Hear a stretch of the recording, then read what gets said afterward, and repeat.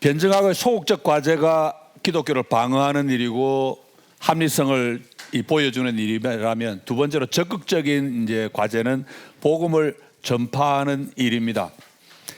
복음을 교회 밖에 효과적으로 전하는 일인데, 효과적으로란 말이 이제 중요하지요. 그냥 전할 수 있지만 효과적으로, 이왕이면 그 사람들이 이해하고 믿어볼 마음도 좀 생기게. 그래서 핵심은 이해하는 겁니다. 내가 먼저 이해를 하고 상대방도 잘 이해하도록 돕는 일입니다. 우리의 전도는 아까 제가 예수천당 불신족 말씀드렸는데, 그래, 지하철을 과함지는 사람도 필요합니다. 또 그거 싫어하는 사람도 필요합니다. 왜? 수단 방법 가리지 말고, 때를 얻든지 못 얻든지 무슨 말입니까? 수단 방법 가리지 말고 그냥 전해라. 이게 우리 성경의 가르침입니다. 그렇게 해야죠. 때를 얻든지 못 얻든지. 그런데 이제 변증학은 특별히 지성의 영역에 초점을 두고 하는 전도인데, 우리는 내가 하는 이런 변증 작업을 통해서 몇 명이나 믿을지 모릅니다. 극소수일 수도 있습니다.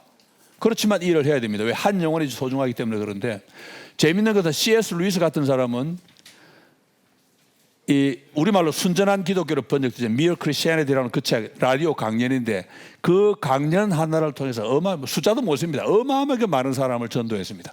그 강연 듣고 기독교 말 되네?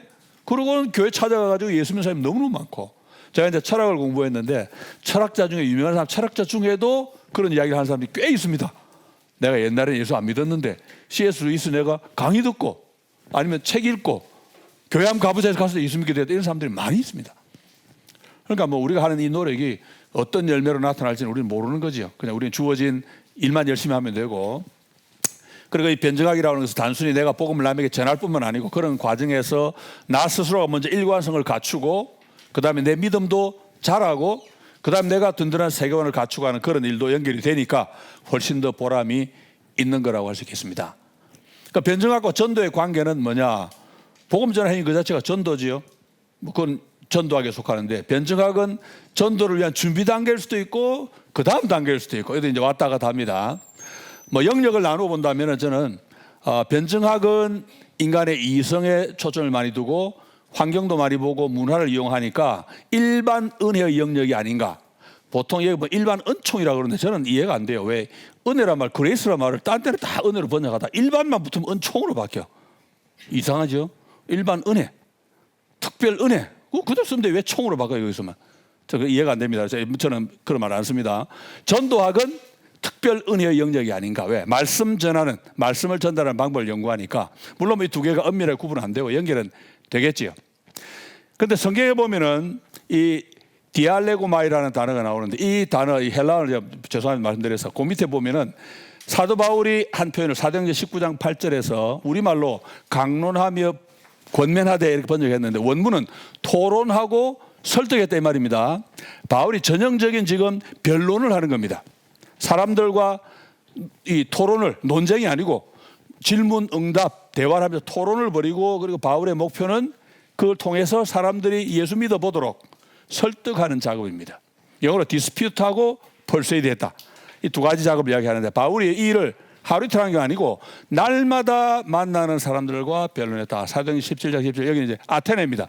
당시 그리스 철학의 핵사, 본산지라고 할 수 있는 아테네에서 만나는 사람마다 붙잡고 변론을 하는데, 논쟁을 벌인, 논란이 뭡니까? 토론을 하는데, 바울은 딱 한 개만 이야기합니다. 한 개, 두 가지구나. 예수와 부활. 예수의 부활만 끊임없이 이야기합니다. 그러니까 사람들이 볼 때 아마 정신 나간 사람 좀 보였겠지요. 분명히 말해보면 상당히 똑똑하긴 똑똑한데 맨날 예수 이야기하고 부활 이야기만 하니까 이해가 안 됐을 수도 있습니다. 저기 단테 신곡에 있는 예화를 제가 하나 들어놨는데, 연옥편 25에 보면은 스타티우스라고 로마 시인이 나옵니다. 스타티우스가 크리스찬이 아니냐 논란이 있습니다. 크리스찬이었다는 증거는 없어요. 근데 단테는 스타티우스가 크리스찬이었다고 봅니다. 그러고는 자기가 이야기를 하나 만들어 넣었는데 뭐냐니까, 연옥에서 스타티우스하고 단테가 이제 자기 안내자가 베르길리우스라고, 로마 시인이 불신자입니다. 베르길리우스가 자기 안내자로 해서 연옥을 방문하는데, 스타티우스가 와서 베르길리우스 앞에 큰절을 합니다. 인사를 합니다. 그거 왜 했냐? 그러니까 자기가 옛날에 베르길리우스, 이 불신자가 쓴 시집을 보고 관심이 생겨서 교회 가서 예수를 믿었어. 당신은 나를 예수께 인도해 준 은인입니다. 이렇게 인사를 하는 거예요. 그 단테 자기의 상상이죠. 그런데 저는 이거 보면서 굉장히 좋은 복이라고 생각을 한 거죠. 왜냐하면 베르길리우스의 책에는 복음 없습니다. 시를 하나 쓴 거예요. 그냥 미래를 보면서 그냥 좀 재밌는 시를 하나 쓴 건데 그 시를 보고 메시아 예언으로 생각을 해가지고는 교회 가서 예수 믿었다. 그런 이야기고, 또 하나는 아이네이스라고 하는 이 로마 건국 신화에 보면은 아이네아스라는 주인공이 나오는데, 이 아이네이스라는 이 시에서 베르길리우스가 황금을 쫓아가는 인간의 허영심을 꾸짖은 내용이 나옵니다. 그래서 스타티우스를 여기 집어넣어가지고 제가 그거를 읽고 또 이런 허영심을 회개하고 새 사람이 되었습니다. 그런 이야기도 하고 하는데, 저는 이걸 보면서 꼭 단테가 뭐 옳다 그르다를 떠나서 이런 일들은 이 땅에 얼마든지 일어날 수 있다, 그런 개인적으로 생각을 합니다. C.S. 루이스도 그런 방식을 좀 이용해가지고, 마치 이 단테의 신곡에 나와 있는 그 베르길리우스는 기독교 복음과 관계없는 이야기를 썼는데 사람들이 그걸 읽고 교회 가서 예수 믿은 것처럼, C.S. 루이스가 쓴 동화책이 있지요. 나니아 연대기. 그 예수의 자도 안 나오잖아요. 근데 기독교 책입니다. 그는 기독교를 전부 상징으로 신화로 만들어가지고 신화적인 존재가 막 나오잖아요. 폰부터 시작해가지고 신화 이야기 쫙 나오는데 안에 담긴 주제는 전부 기독교입니다.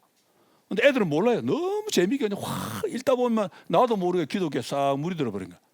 나중에 그 아이들이 불신자로 있다가 나중에 복음을 들었을 때는 왠지 내가 알고 있던 거가 좀 통하네. 얼마나 전도가 잘 되겠습니까? 미국서 아이 기르면요, 이건 필독서입니다. 교회 다니고 안 다니고 관계없어요. 초등학교 때 그냥 필독서가 이 나니아 연대기입니다. 저는 C.S. 루이스가 굉장히 큰일 났다 개인적으로 생각을 하지요. 이게 이제 우리가 할 수 있는 변증학적 작업이라 생각이 되는데, 그 맥그레스가 한 말 제가 인용을 했죠. 변증학이 대화라면 전도는 초대다. 저는 거꾸로 인용해 봤습니다. 반대일 수도 있다. 변증은 초대를 하고 전도는 복음을 직접 주는 거니까, 예, 복음을 이야기하면서 토론, 대화, 그렇게 볼 수도 있겠죠. 뭐 양쪽으로 다 가능한데, 사도 바울은 둘 다 했습니다. 토론도 했고 설득도 했습니다. 그리고 초대도 하고 이 대화도 하고 둘 다 했습니다. 아테네에서 날마다 토론을 했습니다. 그다음 변증학은 변호에 치중하는데, 이 변호는 두 가지 차원이 있다고 그랬죠. 적극적 차원과 소극적 차원.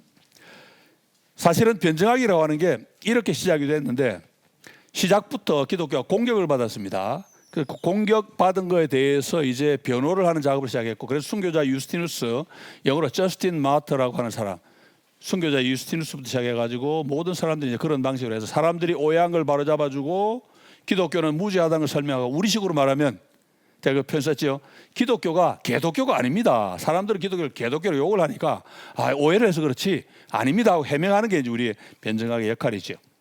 세 가지인데, 첫째로 오해를 풀어주고, 두 번째는 오류를 바로잡고, 세 번째는 난점을 설명하는 건데, 오해를 풀어주는 방법, 얼마 전에 우리 오정현이라는 분이 사랑의 교회 지하 불법 점유해놓고 난 다음에 그걸 다시 메우라 그러니까 그걸 반박 소송하면서 설교생이 한 유명한 말이, 하나님의 법은 세상 법 위에 있습니다, 뭐 이런 건데, 그런 얘기 하면 안 되죠. 예, 자기가 불법 저질러 놓고 이런 얘기 하면 안 됩니다. 하나님을 이용해서 그 불법을 정당하려고 하면 안 되죠. 그걸 우리가 이제 설명해야 됩니다. 그분은 그런 이야기 했는데 사실은 그분이 잘못 이야기한 거고 원래는 이렇습니다. 해명을 해야 되고, 그 다음에 크리스찬 가운데 좀 이 리더급에 있는 분들이 정치하고 야합을 많이 해요. 뭐 지금도 그런 분 있죠. 뭐 방송사 하는 분들이 많이 있는데, 이런 분들을 보고 이제 아민 사람들은 막 비난을 합니다. 그걸 우리가 가서 해명해 줘야 됩니다. 명성교회 세습 보세요. 잘 나갑니다 지금도. 왜? 세습 돈 가지고 개척교회 워낙 보조를 많이 했기 때문에 총회 가서 딱 투표하면 보조금 받은 교회들은 딱 편들어 줍니다. 표가 얼마나 많아요. 제가 좀 죄송한 표현이긴 한데, 한국 교회는요 지금도 돈의 힘으로 움직입니다. 2024 로잔 대회가 한국에서 지금 치러집니다. 대장이 누굽니까? 이재호 목사입니다. 왜? 온누리교회 부자교회니까 그래요. 딴 거 없습니다. 온누리교회가요, 좀 죄송합니다, 돈의 힘으로 생긴 교회입니다. 돈과 유명세 섞어가지고 성공한 교회인데, 뭐 온누리교회 그렇습니까? 사랑교회도 마찬가지, 명성교회도 마찬가지죠. 명성교회 비자금으로 장로가 자살한 게 벌써 10몇 년 됐죠. 그런 사건이 터졌는데도 교회가 회개할 줄 몰라요. 얼마나 끔찍한 사건인데도 비자금을 수백억을 관리하다 장로가 오해받아가 자살까지 하고 이런 일이 생겼는데도 여전히 건재합니다. 그 교회는 지금도 파워있습니다. 우리가 그런 문제에서 이제 해명을 해야 됩니다. 그 다음 제가 미국에 있는 동안에 보니까 한국에 있는 목회자 납세 문제가 좀 핫 이슈가 됐던데, 지금은 납세 잘 하지 우리 목사들? 저는 아직 이제 이 담임 목사 맡은 지 얼마 안 돼가지고 뭐 세금 낼 돈이 아직 없습니다만, 이제 내년 연말에 해야 됩니다. 올 내년에 이맘때 해야 되는데, 제가 참 놀라는 그겁니다. 납세 반대 운동 많이 있었던 거 아시죠? 그때 납세 반도 없는 가운데 어떤 논리가 있었는지 아십니까? 정부가 교회 종교 간섭하려고 탄압하려고 뭐 이런 논리 많이 있었어요. 근데 지금 세금 잘 냅니다. 아무도 시비 안 겁니다. 저는 궁금한 게 뭐냐, 그때 정부 욕하고 했던 사람 지금 와서 왜 회개 안 합니까? 빨리. 내가 그때 잘못 정부 욕했는데 미안합니다. 사과를 해야 될 거 아니에요. 그렇게 몰아쳐놓고. 참 교회 목사라는 사람들이 무책임하죠. 정말 말 한마디가 중요한데, 그때 납세 반대할 때 논리 하나가 뭐냐면, 목사는 성직이기 때문에 월급이 아니고 사례고, 사례이기 때문에 세금 내면 안 되고. 제가 미국 가서 박사과정 시작하면서 목회를 시작했습니다. 제일 먼저 한 게 뭐겠습니까? 세금부터 냅니다. 세금부터. 미국 기독교 학교의 교회 나라예요. 거기는 당연히 목사 세금 냅니다. 한국은 왜 성직이면 세금 안 내겠습니까? 한국 불교 국가라서 그래요. 중들은 세금 안 냅니다.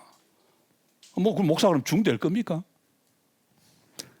그리고 성직이란 말은 함부로 쓰면 안 됩니다. 우리가 뭐 가톨릭도 아니고 그거 하기 싫어. 우리가 지금 개신교를 500년 전에 계획해서 나와놓고 세금 내라고 그러니까 다시 들어갈 겁니까 또 그러면?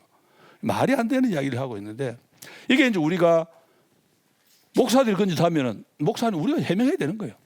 목사는 여러분들 해명을 해야 됩니다. 이게 이제 변증하게 하는 일입니다. 목사는 사고치고 이제 직장 가면 이제 뭐 직장 동료들 이야기할 거 아니에요. 야, 목사를 왜 기독교 왜 그러냐? 이제 교회 집사, 장로, 권사인 내가 이제 해명해야 되는 거예요. 참 이상한 세상이 됐지요. 그 다음에 이 조엘 오스틴, 조용기, 오정현 뭐 이런 사람, 허세, 사치낭비 뭐 이런 것도 물질주의 뭐 말로 다 많습니다. 이런 것들을 다 우리가 해명을 해야 됩니다. 왜? 그게 복음의 본질이 아니거든요.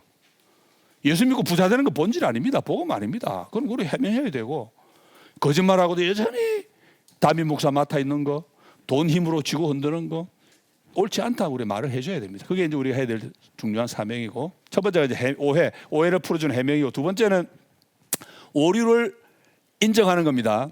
갈릴레이 시대에 성경을 문자적으로 보았다가 여전히 지구는 안 움직인다고 주장했다가 나중에 망신을 당했죠. 그 우리 뭡니까? 우리가 성경을 오해를 했다. 왜? 성경에 보니까 하나님이 땅을 고정시키셨다 이런 표현이 나온단 말이에요. 그러니까 하나님이 우리 문자 그대로 받으니까 하나님이 땅은 고정시켜 놓고 하늘만 돌리시는구나 생각을 한 거죠. 근데 알고 보니까 뭡니까? 그 당시 사람들에게 흔들리지 않고 든든한 건 땅밖에 없습니다.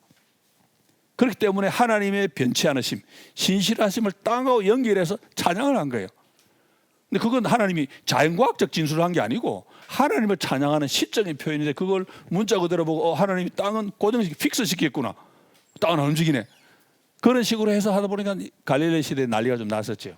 이제 지금 교회는 부끄러워합니다. 그 시대를. 이제는 우리 그러면 안 되겠다. 오늘날도 같은 문제를 얼마나 생길 수 있습니다. 지금 이제 창조과학, 정말로 창세기에 나와 있는 그 연대표가 정확하냐? 여전히 문제가 많죠. 성경 족보 여러분 안 맞습니다. 끼워 맞추면. 이 룻기, 보아스가 오벳을 낳았고 오벳이 이사를 낳고 이사가 다윗을 낳습니다. 근데 보아스는 신약성에 따르면 누구의 아들입니까? 보아스. 라합의 아들입니다. 라합은 가나안 정복 초기입니다.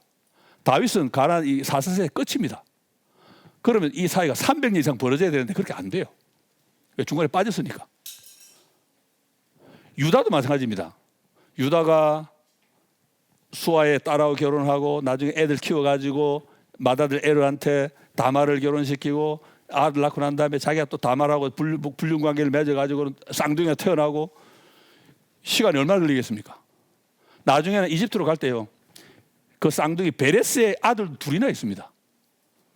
그러면 거기 체류한 기간이 32년밖에 안 되는데, 32년 시작되는 유다는 10대 10살 정도밖에 안 됐는데 어떻게 이랍니까? 그러니까 중간에 빠진 게 무지히 많단 말이에요.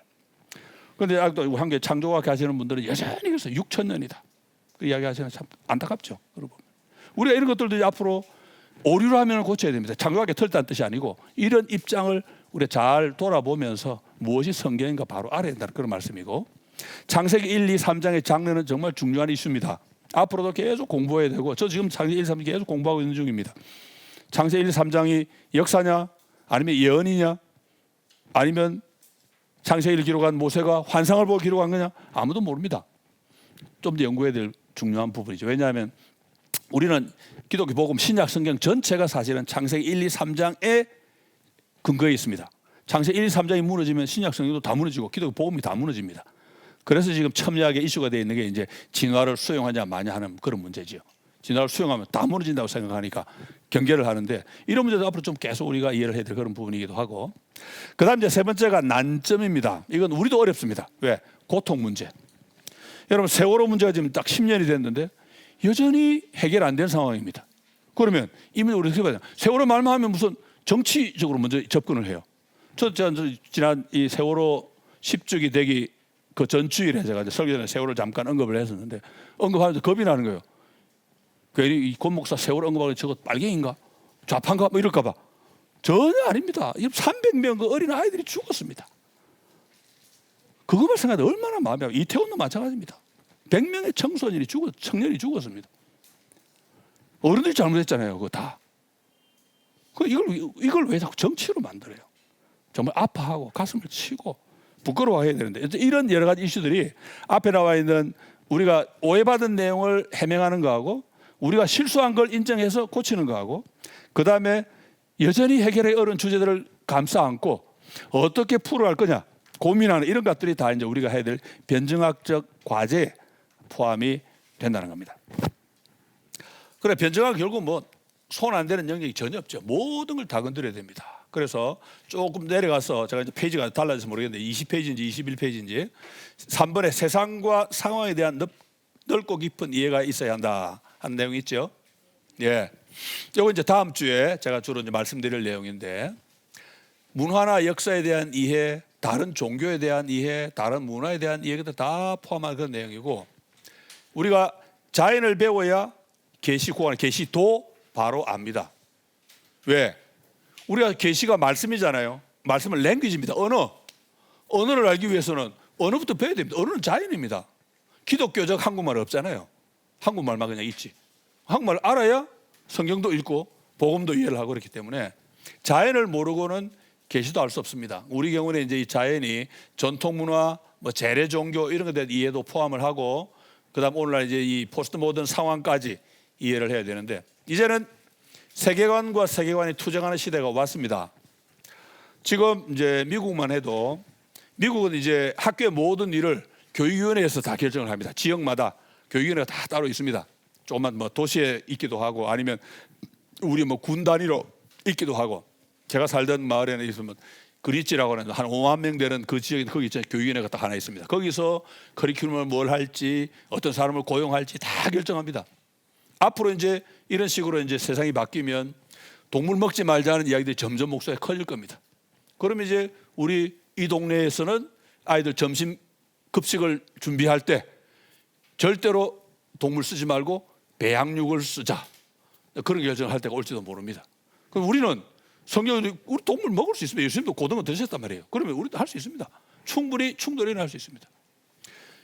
윤리와 관련해서도 포스트 모더니즘의 특징이 뭐냐? 우리 다음 주에 좀 말씀드릴 텐데 포스트 모더니즘의 특징은 모든 사람이 다 옳다는 겁니다. 말로만 가능합니다. 그는 왜? 현실적으로 불가능해요.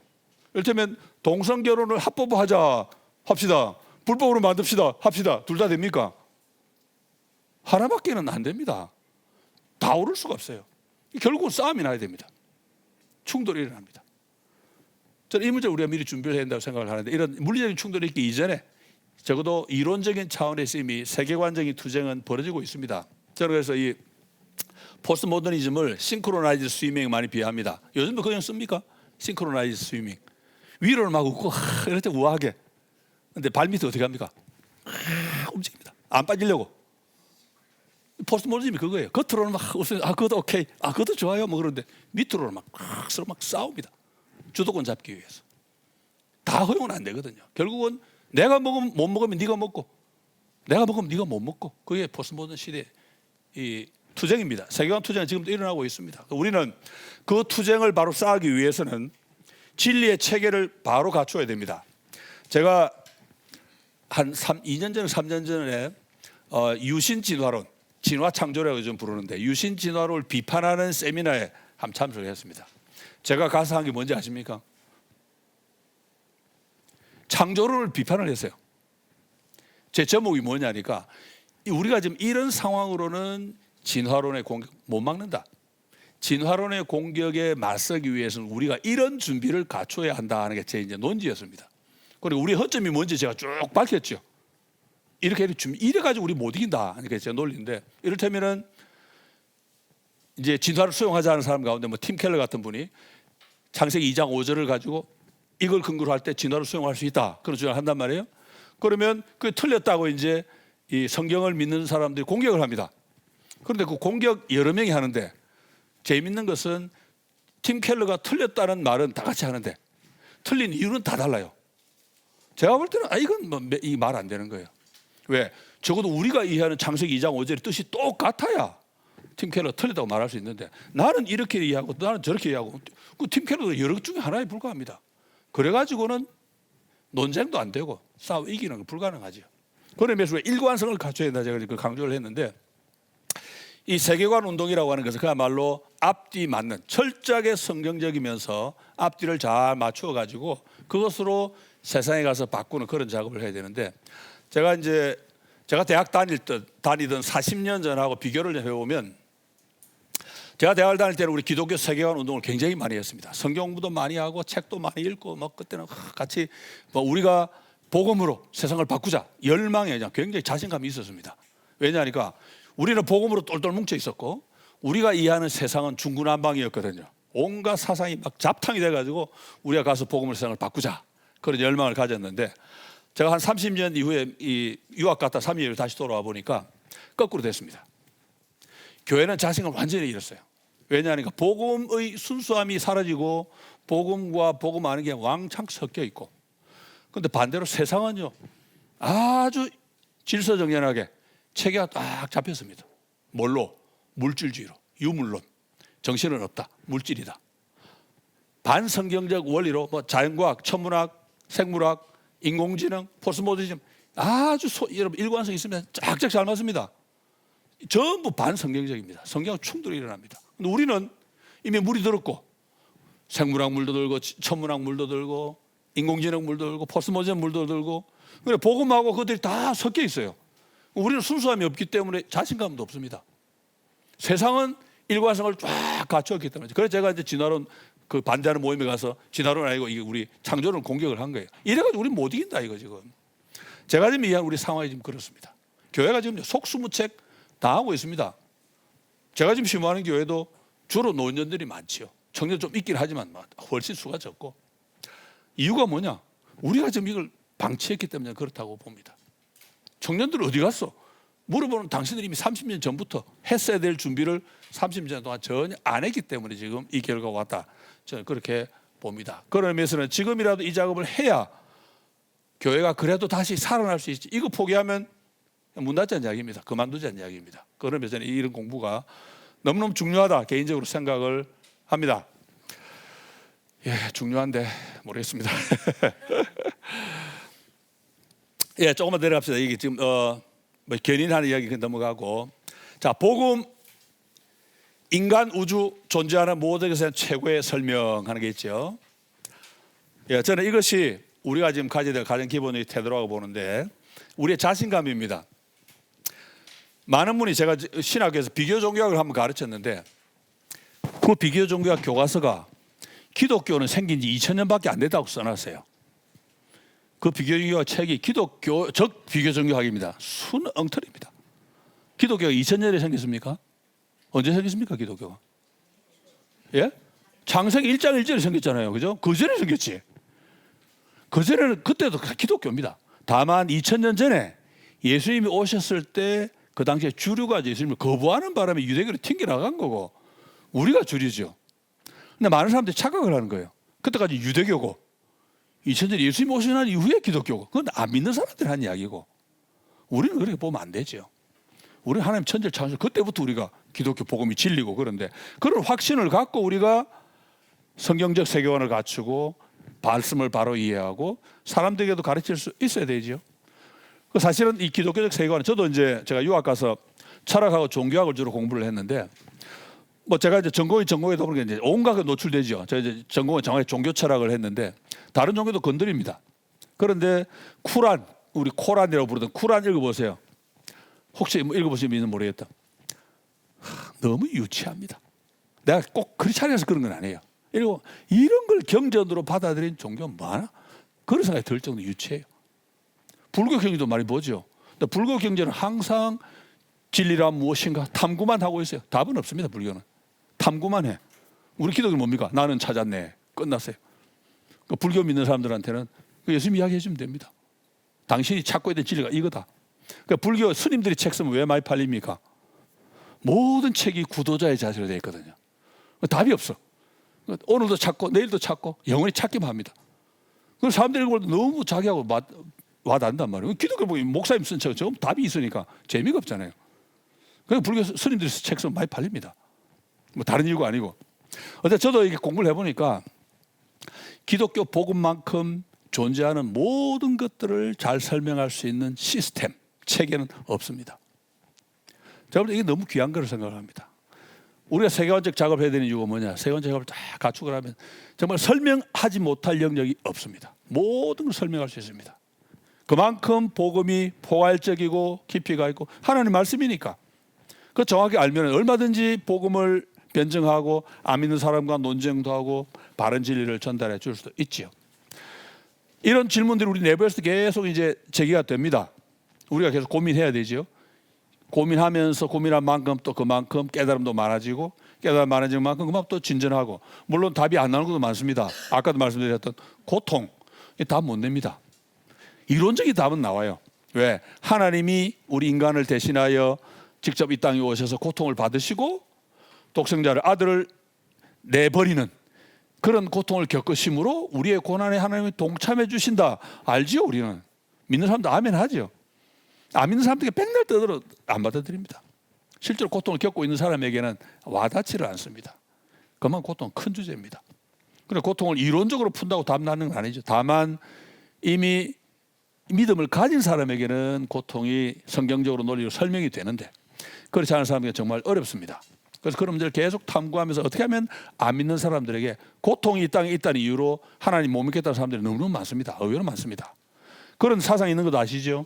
지금 청년들 가운데는 아이를 낳는 것을 죄로 생각하는 사람들이 있습니다. 내가 살아보는 게 인생 너무 괴롭더라. 내가 그런 괴로움을 겪는 그런 인생을 더 만들면 그건 죄다 죄. 그 애 안 낳게 되는 사람들 많습니다. 그 반출생주의라고 그러는데 그런 사람이 꽤 많이 번져 있습니다. 교회 안에도요. 제가 만난 우리 후배들 중에는 자기 사는 게 너무 힘들어가지고 하나님이 세상을 왜 창조하시는지 모르겠다 이런 사람도 있어요. 교회 집사입니다. 충분히 이해가 되죠. 그만큼 고통은 어려운 주제이기 때문에 안 믿는 사람에게 고통의 문제로 복음을 가져갈 때는 정말 어렵다. 계속 연구해야 됩니다. 이런 주제들은. 그 다음에 또 고민되는 주제가 또 뭡니까? 애완동물 죽어 천국 가나? 우리 다음 주에 이거 좀 논의할 텐데 혹시 여기 뭐 그런 분 안 계시죠? 강아지 밥 주면서 엄마 왔다 뭐 이러는 사람도 있고 고양이한테 뭐 언니가 밥 줄게 이러는 언니도 있고 그런데 우리 교회는 그런 사람이 있으면 안 됩니다. 다음 주에 다시 말씀드릴 텐데 심각한 문제입니다. 제가 이를테면 목회를 하는데 이를테면 미국에서 이제 한번 우리 교인 중에 뭐 그분은 그러진 않았는데 정말 집에서 인간처럼 기른 그런 큰 강아지가 있습니다. 자, 그 집에 신방을 여러 번 가는데 갈 때마다 그분이 같은 이야기를 해요. 쟤는요, 지가 인간인 줄 알아요.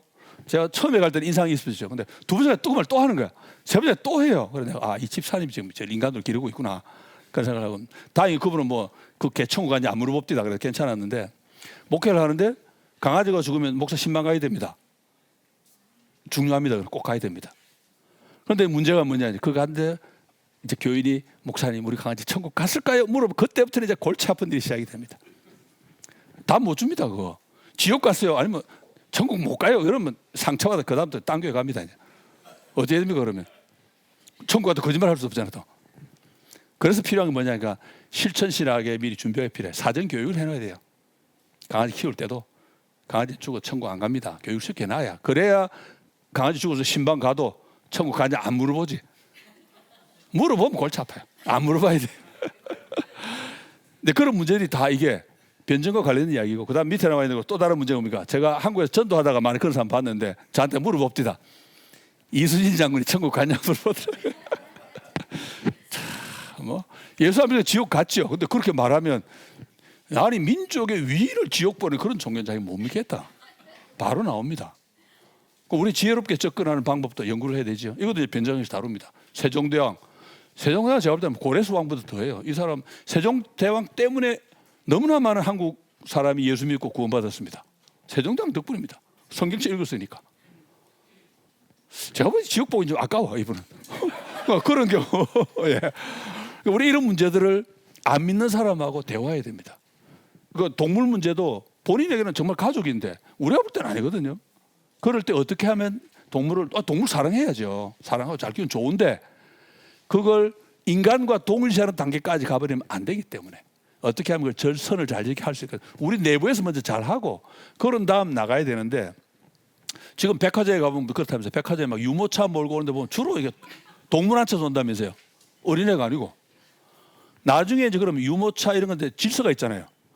엘리베이터 타고 이런 문제들. 나중에 충돌이 생길 때 인간으로 대우하라 요구하는 사람 충분히 나올 수 있습니다.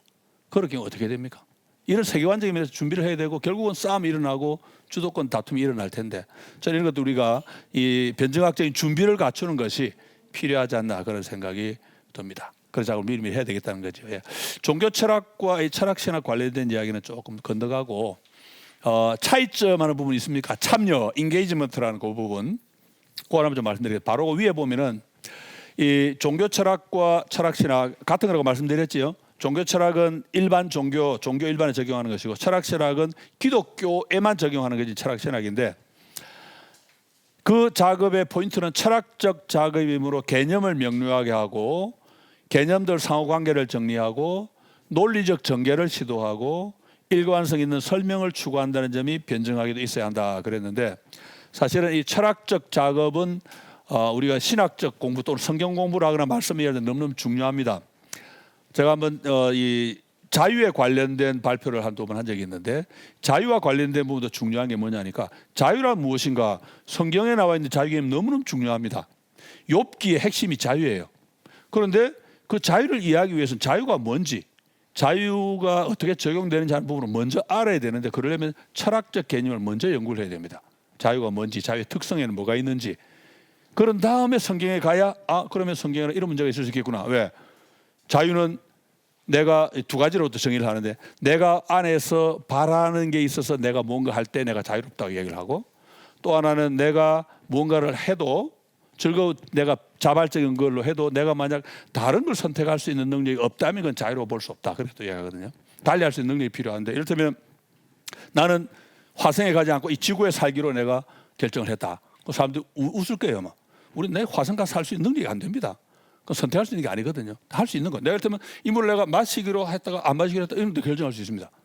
내가 다르게 할 수 있는 능력이 있으니까. 그걸 알아야만 창세기 2장 16, 17절에 나오는 선악과 명령이 나올 때 하나님이 먹지 마라 그러셨을 때는 먹을 힘도 나에게 있구나 하는 게 확인이 되는 거예요. 왜? 먹을 힘이 없는데 하나님 먹지 마 그러면 그거는 자유가 아니잖아요. 먹을 힘이 있기 때문에 하나님이 먹지 마 그러시는 거거든요. 이 자유 개념이 적용이 되는구나. 그다음 좀 들어가면 나중에는 이제 이 성경이 보면은 인간이 자유롭다고도 이야기하고 자유가 없다고도 얘기를 합니다. 이 문제도 어떻게 할 거냐? 이것도 이제 철학적 준비를 미리 해놓으면 성경을 이야기 참 쉽습니다. 그러고 난 다음에도 이제 골치 아픈 문제가 있죠. 이를테면은 인간은 죄인인데 왜 하나님 심판을 받아야 되지? 죄의 노예면은 자유가 없잖아요. 심판받으면 안 되지. 난 노예인데 내가 어떻게 마음대로 해요? 근데 노예라고 성경이 이야기해놓고는 또 심판받아도 이야기를 하고 이거 어떻게 설명해야 됩니까? 종교학자들이 고민을 많이 합니다. 이런 문제들을 설명하기 위해서 이게 철학적 연습이 필요한데 우리가 성경을 이해할 때도 이런 의미에서 이 철학적 준비는 굉장히 중요하다고 생각을 합니다. 그러니까 철학신학, 종교철학이 중요하고 그래서 우리는 항상 내용은 하나님의 말씀인데 차이점이 뭐냐 그러면 철학신학이나 종교철학 이런 분야하고 우리가 지금 이름 붙인 변증하고 차이점이 뭐냐 근본적으로는 참여의 유무라정을 생각합니다. 인게이지먼트라 이야기하는데 이걸 뒤에서 어디 소통이라고 보내니까 소통은 아닙니다. 이 참여입니다. 내가 직접 인발되냐, 끼어드냐, 안 끼어드냐 이런 차이입니다. 종교 철학이나 철학 신학은 내가 강 건너 불교에 하듯이 할 수 있습니다. 그런데 변증학은 그렇게 못합니다. 불이 우리 집에 난 거예요, 말하자면. 강 건너 불교에 하듯이 못한다. 내가 참여를 해야 되기 때문에. 그래서 C.S. 루이스가 순전한 기독교라는 책을 썼는데 이런 책은 종교 철학에도 넣을 수 있고 철학생에 넣을 수 있습니다. 왜? 기독교 신앙을 철학적 관점으로 풀어나간 거니까. 그런데 C.S. 루이스 책은 모두가 다 변증하게 됐습니다. 왜? 루이스의 동기가 전도하는 거였거든요. 어떻게 하면 기독교 복음을 잘 설명해서 예수적으로 만들까? 이게 목표이기 때문에 변증학 책이 되는 거죠. 영혼 구원의 열정이 그 안에 들어있기 때문에. 그런데 이런 작업을 하는 데 있어서 이제 우리의 확신, 이제 지금 3번이 앞에 1번, 2번, 1번은 소극적 역할, 2번은 적극 역할, 세 번째가 이제 우리의 확신입니다. 제일 중요한 변증학의 대전제가 뭡니까? 기독교는 진리다. 이거 아니면 우리 이거 모일 필요도 없죠. 이거 때문에 모였고 주일마다 모이고 고민도 하고 그러는데, 기독교가 진리라 핵심은 예수 요한복음 14:6절 내가 곧 길이요 진리요 생명이니 나로 말미암지 않고는 아버지께로 올 자가 없느니라. 기독교가 진리라는 이 말은 사람들이 생각하는 보편적 진리 개념을 전제로 하는데, 진리는 종류가 많습니다. 그 써놨지요. 1+1은 2, 수학적 진리. 지구가 태양 주위를 돈다. 이건 천문학적인 자연과학적 진리. 밥을 굶으면 배가 고프다. 이건 경험적 진리. 그런데 우리가 말하는 진리는 이거 아니잖아요. 그죠? 우리가 말하는 진리는 뭡니까? 진리 중의 진리, 최고의 진리, 유일한 참 진리. 이걸 이제 한자로 하면 길도자 써서 도 또는 참 말할 수 있는데, 제가 밑에 그 공자님 말씀 써놨지요. 조문도면 석사가이니라. 이런 건 이제 공자 이렇게 인용하는 거 좋습니다. 활용하는 거니까. 아침에 도를 들으면 저녁엔 죽어도 좋다. 무슨 말입니까? 여기서 말하는 도는 우주의 모든 가장 중요한 것을 깨치. 말해서 내가 인간으로 태어났는데 그 도를 듣는 순간 내가 인간으로 태어난 모든 가치와 보람을 다 충족을 한 겁니다. 그럼 이제 산 보람이 이때 뭐 우리 옛날 어르신들이 소원성취하나 뭐라 합니까? 이제 죽어도 여한이 없다. 그런 식이죠. 인간으로 태어나 내가 제일 좋은 걸 누렸으니까 됐다. 맞죠? 그런 의미에서의 도로 생각해 볼 수 있는데, 저는 이것이 예수님이 십자가에서 다 이루었다. 헬라로 테텔레스타이라고 그러는데 다 이루었다. 여기에 이제 저는 들어있다고 생각이 됩니다. 사람은 누구나 이지를 찾고 싶어 합니다. 바로 기독교 복음이 그 진리지요.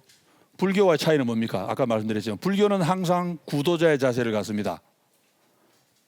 송악사 제가 써놨는데, 저는 김태권 씨가 부르는, 혹시 아십니까? 송악사 노래? 예, 송악사 참 멋있죠. 저 가끔 부르는데, 그 보면은 송악사가 말하는 그 나와 있는 님에게로 얼른 가보고 싶다.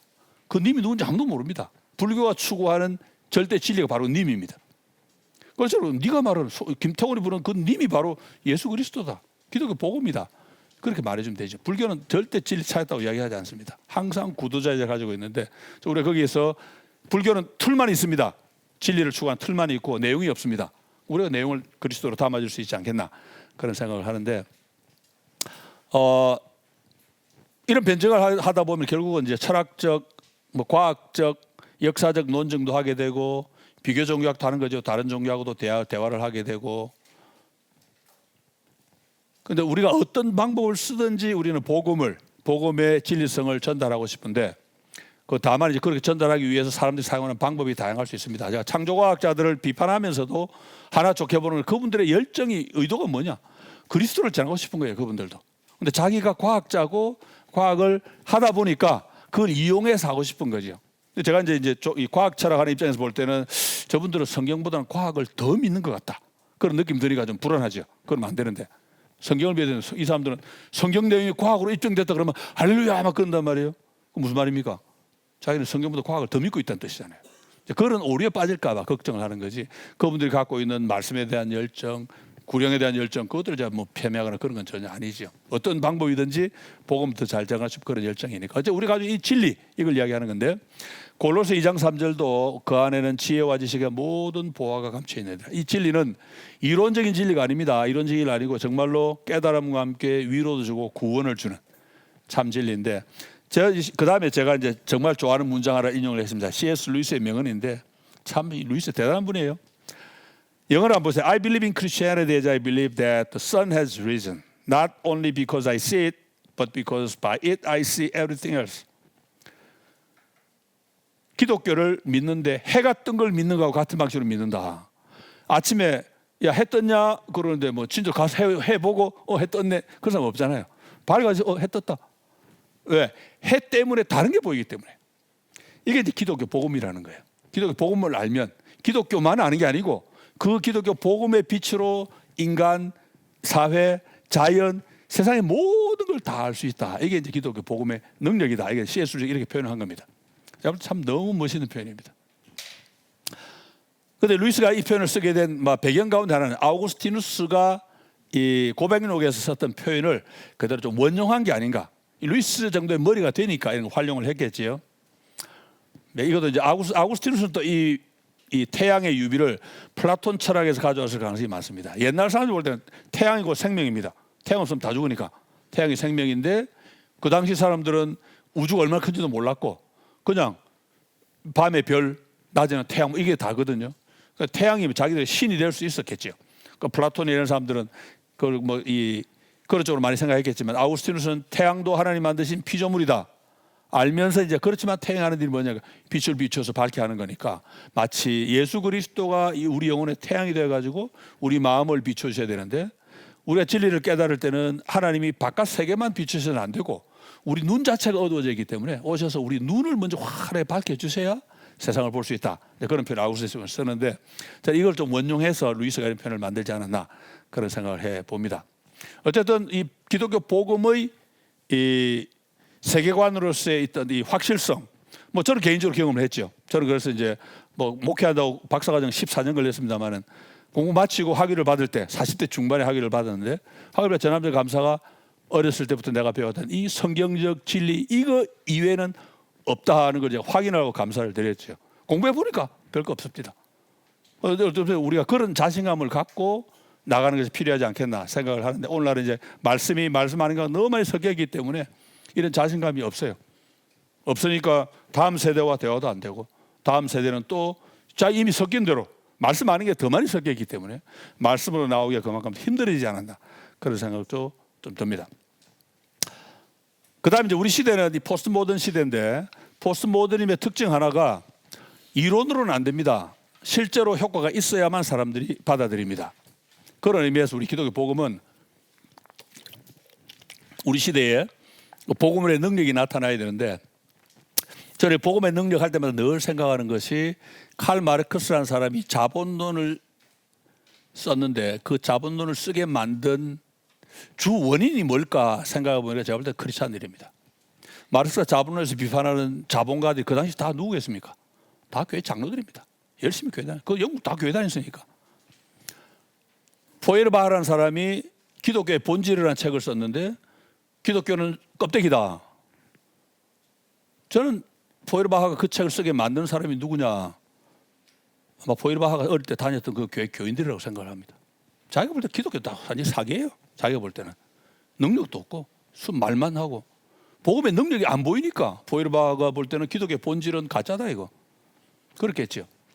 우리 시대도 마찬가지라고 봅니다. 우리가 포스트 모던 시대에는 자녀들한테 무조건 옛날처럼 자녀 모가지 잡고 그냥 주일마다 교회 데리고 간다고 그렇게는 안 됩니다. 제가 어릴 때는 그랬어요. 제가 어릴 때는 부모들이 그냥 모가지 잡고 그냥 교회만 끌고 가면 저절로 교회도 되고 교인 되고 신학교도 가고 저도 그렇게 끌려가 신학교 갔잖아요. 우리 시대는 안 됩니다. 애들 백날 끌고 가도 안 돼요. 왜? 다릅니다. 세계관이. 완전히 다르고 세상 성경과 반대되는 것들이 완전히 젖어있는 상태에서 부모를 보니까 자기가 볼 때는 저거 가짜예요. 가짜. 교회 가자고 말을 하는데 사랑도 없고 온유도 없고 성품은 엉망이고 그러면서 억지로 막 교회만 끌고 가자고. 왜? 어른들의 신앙이 그만큼 형식적이니까. 다음 주에 전도 안 되죠. 그러면. 그런 것이 우리 시대의 참 문제가 아닌가 생각을 하는 겁니다. 여기서 이제 이야기하는 이 기독교 세계관의 기본적인 이 능력은 이제 또 다른 영역에 나타나는 건데 제가 원죄 교리를 보기를 들었습니다. 파스칼하고 칸트를 여기 나란히 썼는데 파스칼이라고 하는 사람은 인간의 원죄를 믿은 사람입니다. 파스칼은 이 천주교인이지만 얀센파라고 하는 파에 속했기 때문에 우리가 개신교 특별히 이 장로교에서 믿는 것처럼 하나님의 절대 주권, 인간의 전적인 부패, 오직 은혜로만 구원받는 이런 것들을 철저하게 수용하던 사람이어서 파스칼은 인간의 원죄에 굉장히 관심을 많이 가졌습니다. 그러니까 파스칼 이야기를 간단히 줄이면 뭐냐면 원죄 교리가 말이 안 된다는 걸 나도 안다. 그런데 이 원죄 교리가 없으면 인간을 이해를 할 수가 없다. 그렇게 파스칼이 간단히 이야기합니다. 원죄 교리를 갖고 인간을 이해하는 게 너무 이해가 잘 됩니다. 인간이 왜 이렇게 나쁜 짓만 하고 타락했나? 원죄 너무 실력이 잘 됩니다. 근데 원죄는 이해가 안 돼요. 근데 원죄는 이해가 안 되지만 인간의 부패한 모습은 이해가 되니까 원죄를 수용을 했고 칸트라는 사람은 고민만 던집니다. 질문만 던집니다.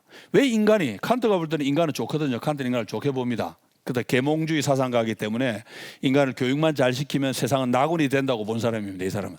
그런데 칸트가 이해 못하는 한 가지가 뭐냐니까 왜 이 좋은 인간이 왜 나쁜 짓만 자꾸 하는지는 모르겠다. 자기 설명 못하는 거예요. 왜? 자기는 원죄를 안 받아들이니까 설명이 안 되는 거죠. 그럼 이제 누가 더 낫습니까? 파스칼은 원죄를 수용하니까 인간의 설명이 다 됩니다. 이 기독교 복음의 능력이죠. 칸트는 기독교 복음을 안 받아들입니다. 그 인간의 설명이 안 되는 거예요. 왜 이렇게 나쁜 짓만 하는지. 자, 여기서 이제 우리 기독교 복음이 가지고 있는 어떤 능력이 나타나는 게 아닌가 그런 생각이 듭니다. 그런데 이제 이런 인간론이 이제 우리가 공산주의를 비판할 때도 등장을 합니다. 마르크스가 공산주의를 만들어 가지고 결과적으로는 사람만 수천만 명 죽이고 실패로 끝났습니다. 그러면 마르크스가 그런 실패하게 된 가장 근본적인 오류가 어디에 났을까? 성경이 말하는 인간관을 마르크스는 수용을 안 했습니다. 마르크스는 인간을 좋다고 봤고 그 다음에 유물론자이기 때문에 물질이 정신을 좌우한다고 봤습니다. 그래서 노동자 농민이 지금 자기 노동의 산물을 자본가에게 착취당하는 바람에 지금 이렇게 피폐하게 됐는데 전쟁을 뭡니까? 혁명을 일으켜가지고 자본가가 뺏어간 노동의 산물을 다시 찾아와서 노동자들에게 나누어 주기만 하면 단순히 행복하는 게 뿐만 아니고 인간이 좋아진다고 믿었습니다. 왜? 물질이 정신을 좌우하기 때문에 사람이 돈이 많이 생기면 착해질 거라고 본 겁니다. 그래서 공산당 혁명을 이야기했던 거고 혁명이 일어나면 잘 될 거라고 봤는데 결과는 전혀 그렇지 않지요. 이유가 뭡니까? 인간을 몰라도 너무 모르는 거예요. 인간은 나쁩니다. 악합니다. 원죄를 믿었으면 마르크스가 이런 일을 못 만듭니다. 그런데 인간은 좋고 착하다고 봤기 때문에 칸트식 인간관을 가지기 때문에 그런 에러를 범한 거죠. 근데 그런 인간관 잘못된 거 하나 때문에 사람이 수천만 명이 죽었습니다. 사상이 이래서 중요합니다. 사상 하나가 잘못되면 사람 수천만 명이 순식간에 죽습니다. 지금 자본주의가 열심히 이 기승을 부리고 있죠.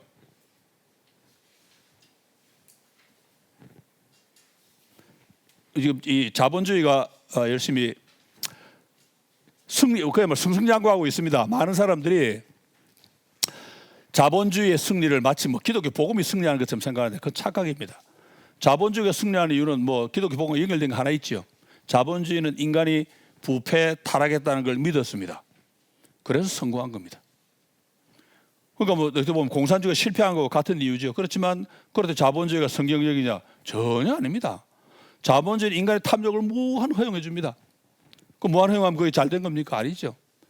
인간의 부패한 걸 그대로 편성한 거니까 우리는 오히려 거기에서 인간의 부패한 것을 막을 수 있는 장치를 자꾸 만들어야 되고 도와줘야 되는데 오늘날 교회가 하고 있는 큰 착각이 뭐냐면 마치 자본주의가 성경인 것처럼 시장 경제가 유지되어야만이 마치 성경적으로 사는 것처럼 생각하는 그건 아닙니다.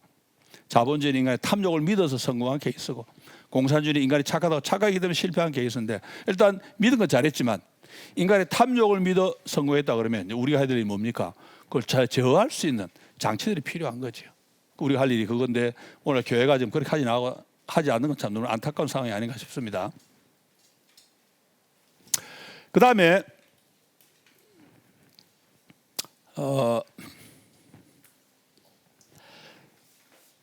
이런 변증에 관련된 문제 오늘날 이제 새로운 이 도전들이 많이 일어납니다. 어떤 이 문제냐니까 진화론이 점점 힘을 얻으면서 이제 저희 이게 지금 아이패드가 잠시 말썽을 부리고 있습니다.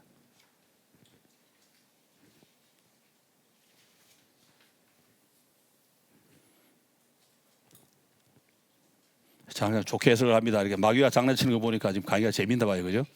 예, 예. 강의가 재미없으면 마귀가 장난 안 치는데, 예. 아이패드가 갑자기 잘 가다가 지금, 예. 진화론이 득세하면서 이제 어떤 문제가 생깁니까? 진화론이 득세하면 이제 어차피 인간이 유인원에서 진화가 되었다는 그런 문제가 되기 때문에 이제 악 문제가 등장합니다.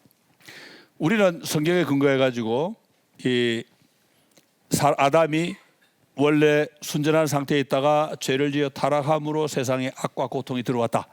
그렇기 때문에 인간에게 있는 여러 악, 부조리, 고통 이런 것들은 인간의 책임이지 인간을 좋게 창조하신 하나님 책임이 아니다. 그렇게 얘기를 하거든요. 근데 진화론적으로 설명해버리면 모든 책임이 하나님께 돌아갑니다. 이 부분은 이제 우리가 이제 준비를 해야 됩니다. 진화를 점점 득세하고 있는 이런 상황에서 어떻게 변호를 할 거냐. 특별히 동물의 고통. 혹시 여러분 보시면 저는 가끔 이렇게 동물 관련된 비디오를 보면 막 끔찍해요. 독수리는 자기 새끼 먹인다고 막 모성애를 보여주는데 그 먹기는 그 동물 어찌해야 됩니까? 막 부리를 막 뜨는데 막 끔찍해요. 그 동물의 세계입니다. 그 진화론만 본다 그러면 이제 우리가 진화를 수용하자고 하는 크리스찬들이 많은데 크리스찬이 진화를 수용해야 될 경우에 그런 문제에 답을 해야 됩니다. 하나님은 처음부터 이렇게 끔찍한 이 동물의 고통도 고통이잖아요. 이걸 하나님 만드셨나? 야, 하나님이 좀 너무 잔인한 분 아닌가? 그런 논리가 나올 때 우리가 뭐라고 설명해야 됩니까? 그러니까 변증을 하면 이제 이런 옛날에 없던 새로운 학문이 등장하기 때문에 거기다 설명이 또 필요하게 됩니다. 이런 일들이 학문뿐만 아니라 이제 앞으로 이제 인공지능 관련해서 앞으로 계속 나올 텐데 인공지능 관련해서도 이제 이런 문제가 계속 제기가 됐을 경우에 우리가 성경적 답을 주어야 되는데 저는 그 작업이 쉽지 않다고 생각을 합니다. 나름대로는. 근데 우리가 또 외면할 수 없죠. 끊임없이 해야 되고 이제 앞으로 이제 챗GPT 같은 것들이 더 많이 나올 텐데 다음 주에 다시 말씀드리겠습니다만은 그런 것들이 나올 때 우리가 계속 그런 이 도전에 대한 답을 해줘야 되는데 참 쉽지 않다고 생각을 합니다. 그리고 우리가 이제 외면할 수 없어 반드시 해야 됩니다. 그래서 마태복음 5장 33절 36절을 왜 인용했냐니까 예수님이 맹세하지 마라. 하늘로도 안 되고 땅으로도 안 되고 왜 안 됩니까? 하늘은 하나님이 계시는 곳이고 땅은 하나님의 발등상이고 내 머리털로 말하면 너는 아무것도 마음대로 못하잖아. 주님 말씀이 뭐냐니까 저는 주님 말씀 속의 배경은 우리가 하는 모든 것 속에는 하나님의 존재라고 하는 것이 전제가 되어 있기 때문에 우리 하는 모든 말과 생각과 행동에는 종교적 판단이 안에 숨어있다 저는 그렇게 봅니다. 내가 이를테면 운전을 하다가 갑자기 끼어든 차에 막 욕을 한마디 했다. 내가 욕하는 그 행위는 이미 종교적인 결론입니다. 끼어든 그 운전자를 향해 내가 욕을 퍼부었을 때 욕하는 나는 이미 그 사람을 존엄한 하나님의 형상을 만드신 하나님에 대해서 모독적인 발언을 한 거예요. 욕을 하는 그 순간. 나는 그냥 그 사람이 기분 나빠한 건데 우리는 모든 게 밑에 신앙이 깔려 우리는 항상 수평만 아니고 수적 관계를 보거든요. 그러니까 남에게 욕을 했을 때 그 속에는 내가 하나님 향한 모독도 들어있다는 걸 생각을 해야 되니까 그런 분들을 생각해 본다 그러면 우리가 이 생각하고 행동하는 것들은 이제 조심 안 할 수가 없는 거죠. 실존주의 철학자들 이야기하는 거 넘어갑시다. 너무 지금 내용이 많으니까. 그 다음에 나와 있는 그게 종교적 본능 그 부분을 좀 보면 좋겠는데 칼뱅부터 볼까요? 사람은 누구나 종교의 씨를 갖고 있다. 예, 보이십니까? 예, 이게 이제 우리가 하는 모든 생각과 말과 행동 저변에는 하나님에 대한 판단이 깔려 있다 하는 게 전제가 되는데 칼뱅은 그것을 이제 누구나 사람에게는 종교심이 있다, 찾는다. 그런데 겉으로는 드러나지 않습니다. 칼뱅은 신성 감각이라고도 부르고 또는 종교의 씨라고도 부르는 이게 뭐냐니까 인간 속에 남아 있는 하나님의 형상의 열매입니다. 우리 속에 하나님 형상이 있습니다. 죄를 지었지만 여전히 하나님 형상입니다. 그래서 하나님을 그리워하는데 파스칼은 이걸 이제 마음속에 있는 빈자리로 설명합니다. 파스칼이 제가 이번에 파스칼이 그런 내용을 담았는데 파스칼이 젊었을 때라고 말하는 좀 이상하다. 어차피 39살 죽었으니까 뭐 평생 젊다가 죽었는데 파스칼이 어렸을 때 진공을 연구합니다. 물리 세계에도 진공이라는 게 있다는 걸 파스칼이 증명을 해내고 나중에 팡스에서는 인간의 마음에도 진공이 있다는 걸 자기가 또 이제 주장을 합니다. 하나님이 계셨다가 빈자리가 진공인데 진공의 특징이 뭡니까? 주위에서 압력이 막 가해지기 때문에 공기도 그리 모이고 막 모든 게 몰려 들어갑니다. 그래 사람이 마음속에 하나님 계시던 자리가 비어 있기 때문에 지금 그 자리를 채우려고 인간이 막 발버둥을 칩니다. 진공은 채워야 되니까. 그래서 대신 뭘 찾냐니까 쾌락을 추구하고 돈을 추구하고 권력을 추구하고 막 한다는 거예요. 파스칼의 결론은 뭡니까? 그 자리는 영원한 무한하신 하나님이 계시던 자리이기 때문에 유한한 거 아무리 채워도 안 된다. 유한과 무한의 차이는 크잖아요. 그래서 파스칼이 하나님 무한하신 그분을 다시 채워야만 만족이 된다. 그런 설명. 뒤에 보면 저희 글에도 그런 설명이 있습니다만은 그런 내용을 이제 이 칼뱅은 종교의 씨라 신성 감각 이렇게 표현을 하는데 이것이 이제 실제로 우리가 이 불신자와 대화를 나눌 때 크게 역할을 합니다. 왜냐하면 불신자와 대화를 나눌 때 불신자들은 우리가 이해할 때는 그 사람들은 죄에 지금 젖어 있는 상태이기 때문에 그 사람들이 그 죄 때문에 인식 능력에 방해를 받을 수 있습니다. 이제 그걸 이제 주장한 게 제가 시간이 될지 모르겠습니다. 오늘 시간 되면 플랜팅가라고 하는 사람이 개발한 이 개혁 인식론이라는 게 있는데 거기에서 이런 설명을 합니다. 불신자도 동의하고 손들어버린 그런 이 철학적 논리인데 이런 기능을 방해하는데 사람 마음 깊은 곳에는 다 누구나 이런 소망이 있습니다. 그게 이제 그것도 표현이 안 되는 거지요. 그 좋은 제 보기가 제가 밑에 거기 이 창녀 이야기 파스칼 평경에 나와 있는 그 이야기가 그 좋은 보기가 되는데 그 제가 인용한 문장이 있죠. 창녀집 문을 두드리는 젊은이는 사실상 하나님을 찾는 사람이다. 무슨 말인지 이해하시겠습니까? 예, 이게 이제 스미스 신부가 브루스 마세라는 사람이 소설인데 이 무신론자 여자 소설가와 대화를 나눕니다. 여자 소설가가 이제 신부에게 이제 조롱을 하는 거예요. 종교가 뭐냐? 종교는 섹스의 대용품이다. 섹스할 능력이 안 되는 인간들이나 가는 게 종교다.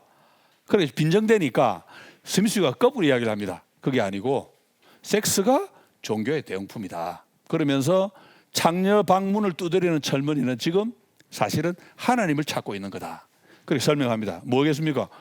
실제로는 지금 창녀가 가는 육체적 욕구 때문에 가겠죠. 말초적인 욕구 때문에 가는데 그 욕구 이면에는 진정한 사랑에 대한 갈망이 숨어 있고 좀 더 깊이 내려가면은 하나님만이 채우실 수 있는 영원한 사랑에 대한 동경이 있다. 그러니까 사실은 말초적인 동기로 창녀방을 두드리지만 실제로 그 청년이 정말 찾아야 될 대상은 창녀가 아니고 하나님이다. 그렇게 표현을 한 거죠. 그 말씀드린 그 파스칼식으로 이야기하면은 창녀 100번 만나도 유한하니까 만족 안 됩니다.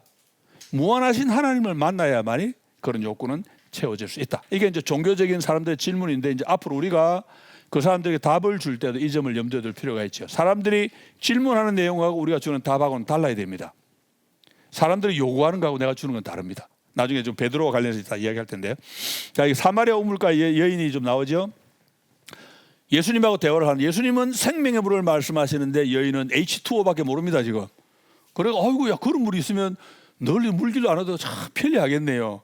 그 예수님이 답답해가지고 뭐라 그러십니까? 니하고는 말을 못하겠다. 남편 데려와. 그러시죠? 그 여자가 그 말 딱 듣는 순간 남편 없습니다. 그러면서 설명하는데 예수님이 말씀하시니까 와 이분은 선지자구나. 그때부터 이제 대화가 되기 시작하는 겁니다. 그런데 대화를 하다 보니까 어떻습니까? 깜짝 놀랄만한 지금 이 여자는 얼마나 불행합니까? 제가 이거 뭐 남편을 가르쳐야 되는데 이 편은 잘못했고 남자들이 여자를 주도하셔야 되니까 남자가 이 여자를 버린 거예요. 5번 버림받고 지금 6번째 남자하고 결혼도 안 하고 지금 살고 있는 사람이에요. 그런 여인도 예수님하고 대화 한두 마디 선지자라는 걸 알고 나니까 금방 나오는 말이 하나님 이야기고 예배하는 이야기입니다. 자기 밑에서는 하나님을 향한 동기가 이미 숨어 있었던 거예요. 대화를 하다 보니까 그게 나오는 거죠. 그 변증학이 뭐냐? 이제 파스칼 이야기 이제 인용이 되어 있습니다. 그 보면 여기 인용한 구절 첫 구를 보면 그러니 이 열망과 이 무기력함이 우리에게 분명히 말해주는 거죠. 여기 열망과 무기력함 이 부분이 제가 볼 때는 이 파스칼을 좋아했던 시인 아까 언급했던 T.S. 엘리어트가 황무지라는 시에서 가장 먼저 쓴 구절 기억나십니까? 4월은 가장 잔인한 달. April is the cruelest month. Breathing lilacs out of death를 사운드 그다음에 mixing memory and desire 나옵니다. 추억과 욕망을 뒤섞하는데 제가 볼 때 추억과 욕망을 이 두 가지는 연결하다 봅니다. 추억은 뭐냐? 무기력함입니다. 과거를 그리워하는데 돌아갈 수는 없어요. 욕망은 뭡니까? 과거로 가고 싶은 마음이죠. 가고 싶지만 못 갑니다. 왜? 타락했으니까. 그 인간의 마음에 그렇게 왜 있냐? 원래 하나님이 계시다가 하나님이 빠져버렸기 때문에 인간이 죄를 지어서 하나님을 떠나버렸기 때문에 빈자리가 생겼습니다. 그러니까 이제 거기를 아무리 유한한 걸 채워도 안 채워지지만 무한한 하나님을 만날 때만이 채워질 수 있다. 이게 이제 이 파스칼의 팡세에 나와 있는 표현이고 이런 가르침의 원조가 바로 아우구스티누스입니다. 아우구스티누스가 고백록에서 우리 마음은 하나님 그대 안에서 쉬기 전에 평화를 얻을 수 없나이다. 우리말에 제가 이제 미국 살면서 한 30년 살면서 한국말과 영어로 제가 비교를 얼마나 했겠습니까? 한국말의 존댓말이 장점이기도 하고 단점이기도 하고 한국말이 가지고 있는 결정적인 약점 가운데 제가 볼 때 제일 큰 게 2인칭 존칭어가 없어요. 한국말에는 2인칭은 낮춤말밖에 없습니다. 뭡니까? 2인칭 낮춤말 너 한자로 하면요 싸울 때 당신이 했잖아. 당신 낮춤말입니다. 2인칭은 높임말이 없습니다. 우리말에. 그래서 우리말 번역을 못해요. 성경을 번역할 때 여러분 영어 혹시 성경 보시면 시편에 보면은 하나님께 기도를 드리는데 하나님을 유라고 지칭하기 굉장히 많습니다. 유. 하나님과 대화를 나누는 거예요. 우리말로 다 뭐로 번역했습니까? 그 글자를. 그 전부 주로 번역합니다. 주. 유라고 우리 뭐 유가 없어서 그래요. 우리말에는. 영어는 아버지도 유, 애도 유, 뭐 싸울 때도 유, 좋을 때도 유, 전부 유입니다. 저는 그래서 한국말에 왜 유가 없을까? 너무 불편해요. 그 결과가 뭔지 아십니까? 2인칭 존칭이 없기 때문에 한국에서 이제 교회에서 직분을 남발합니다. 전부 집사를 임명을 해야 돼. 대화를 못 해요. 집사를 임명하면 어떻게, 집사님이 했잖아요. 이러면 되는데 집사가 아니면 어떻게 됩니까? 말을 못 해. 그래서 애꿎은 선생님이 자꾸 나옵니다. 선생님이 하세요. 참 이게 말 하나가 있고 없고에 따른 문화가 다릅니다. 저는 한국의 직분 남발자는 비난 못 합니다. 교회에서 대화를 하려고 하니까 집사를 임명해놔야 뭐 대화가 되는데 어떻게 해요? 뭐 하다가 나왔습니다. 이거 하나님 이야기하다가 지금 아우구스티누스 하나님 기도문 드리는 겁니다. 하나님이 하는 이야기인데 하나님 유. 우리말로 유가 없어서 일부러 그대로 옮겼어요. 우리말에 제가 이게 영어의 유에 해당되는 단어를 좀 만들어 보자. 그래서 제가 이제 마음 먹고 만든 단어의 그대인데 그대를 쓰자. 동사에 딱지 맞고는 그냥 포기했습니다. 제 동생이 듣더니 에이 아니 그래서 막 뭐 동생도 지금 동의 안 해주는데 뭐 되겠나. 말은 모두가 써야 되는데 그죠? 예. 제 동생 와서 뭐 그런 얘기 안 하죠. 예. 걔는 기억도 못 할 거야. 예. 결국 공함의 근본 원인은 하나님을 떠났기 때문이고 우리가 변증을 할 때 가질 확신 가운데 하나가 뭐냐니까 이 사람도 지금 자기도 모르게 하나님을 갈망하고 있다. 그 포인트입니다. 갈망하고 있는데 자기도 모르는 겁니다. 지금 우리가 그 점을 알고 접근을 해야 된다. 뭐 그 말씀이죠. 그러니까 이제 우리가 그런 자신감을 갖고 접근하면 사실은 뭐 너무 쉽게 얼마든지 자신에게 도전할 수 있지 않을까 생각을 해봅니다.